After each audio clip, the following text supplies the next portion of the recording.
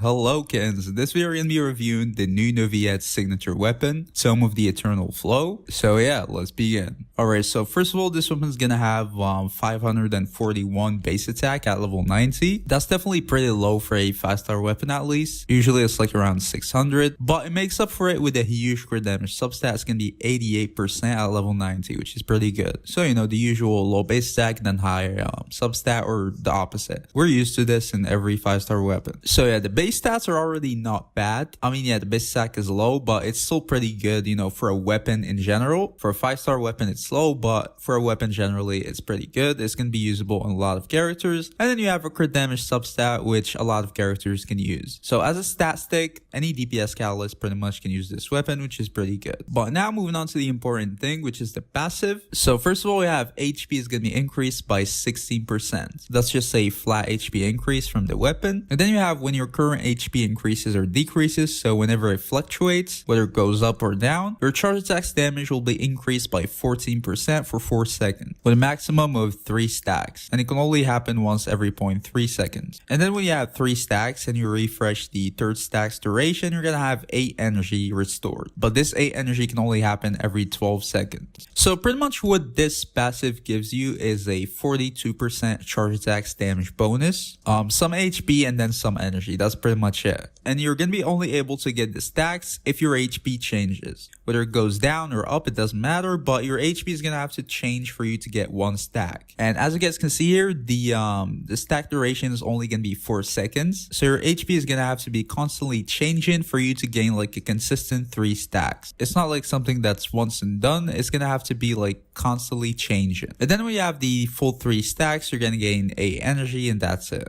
Alright, so now explain the passive. Let's move on in characters and see which ones can use this weapon. Alright, so right off the bat, I'm just gonna say it. There are not many characters that can change their HP as like catalyst users, especially that consistently. Even though this weapon's buffs are gonna be good in theory, like charge attacks damage, a lot of catalyst users can use charge attacks, so that's gonna be good, but the thing is they cannot really trigger the passive because they cannot really change their HP this fast. Again, as a stat stick, it's gonna be pretty decent on a lot of characters, but I'm talking like perfectly, it's gonna be hard to find a character that can use this weapon. So what you're gonna have to do for a character to use this weapon is that you're gonna have to use a healer on your team and then not use a shielder. So you're constantly gonna be like hit and then be healed, which is just very annoying and in my opinion not, you know, achievable, to be honest. It's gonna limit your teams a lot. It's gonna be annoying to play, getting hit and then getting healed. You're also gonna need to find like a constant healer that's gonna heal you over like long periods of time, because as I said, the stacks doesn't really last for that long. So yeah, it's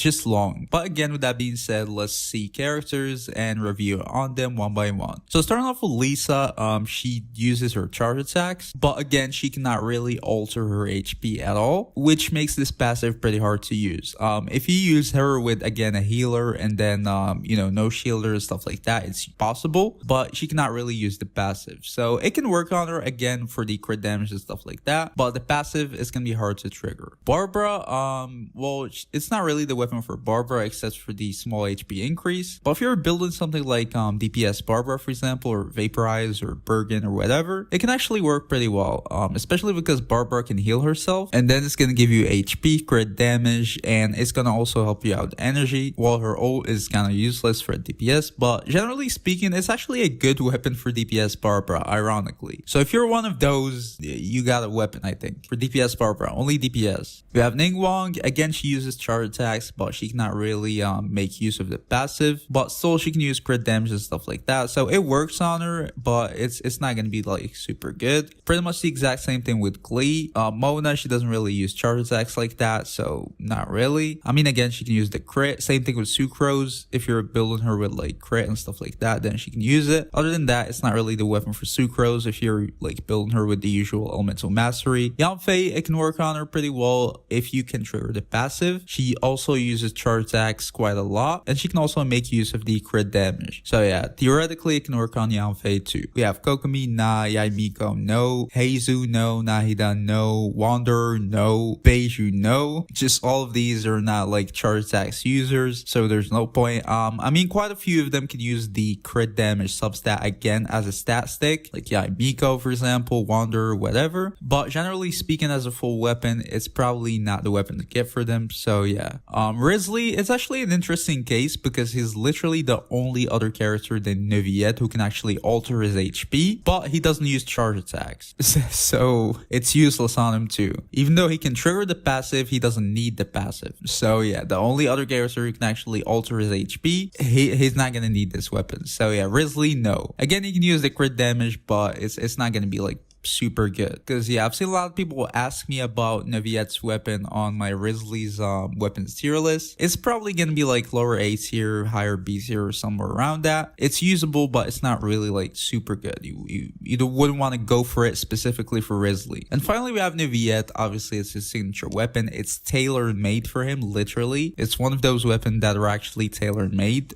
Especially the passive. I mean, it's better than something like the donuts, for example, or whatever. It's not that bad, but it's definitely tailor-made for like Neuvillette, at least for right now. I'm gonna speak about this in a little bit, but yeah, for Neuvillette, that's obviously gonna work. Alright, so now for the final conclusion about this weapon. So as we've seen right now, it's gonna be pretty hard to take like full advantage out of the passive, but that's for right now. Since Fontaine released, we've been seeing a lot of this like HP, altering and stuff like that, where the HP changes. We've seen that on a lot of characters, a lot of gear and stuff like that. So again, I'm not sure, this is just a shot in the dark, but it's gonna be very possible that we get a character from Fontaine that's gonna be altering the character's HP on the team, where he like consumes their HP and then heals them, or whatever, any type of like HP changing. That's gonna be very possible to get like a support character like that. And if we do, that's gonna open up a lot of good possibilities for this weapon, I would say, because then it's gonna open up a lot of things for other characters, and they're gonna be able to use it because their HP is just gonna be changing, which is pretty good. But again, we don't have this character yet. I'm not sure if we're gonna ever have it. This is just a speculation. So if we do, that's gonna be pretty good. If we don't, and which is the situation right now, this weapon is not good. It's straight up. It's just too specific. The passive is pretty much useless on 90% of the catalst users. As a stat stick, it's cool, but we have a lot of better stat sticks. So I would say right now, at least, there's no point in getting this weapon. In the future, maybe, but for right now, I would just say pass this weapon if you're not getting it for like Neuvillette. On Neuvillette, it's gonna be very, very good. It's definitely his best weapon, and it's gonna be better than like all the weapons by a long shot. It's a great signature weapon for Neuvillette, but as a general weapon, it's definitely not worth it in my opinion. So yeah, wish your pass. I would say Tome of the Eternal Flow, pass. But yeah, that was the video, guys. If you enjoyed it, please don't forget to leave a like, subscribe to the channel, and see y'all in the next video. Peace.